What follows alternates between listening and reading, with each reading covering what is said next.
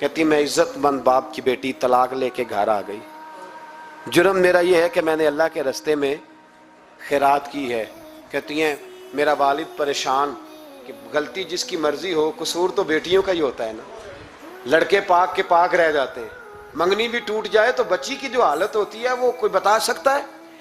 तो कहती है मैं शदीद परेशान, मेरे वालिद और वालदा भी परेशान, रिश्ता कहां से आएगा।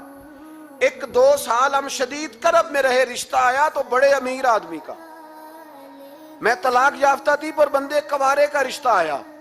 कहते हैं जब वो रिश्ता हो गया, मैं पहले दिन अपने खामन के पास गई तो मुझे कहने लगा मुझे जानती हो मैं कौन हूं।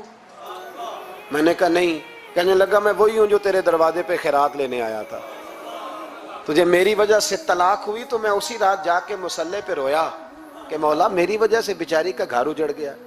फिर मैंने 18 घंटे मेहनत की तो मैंने तुझे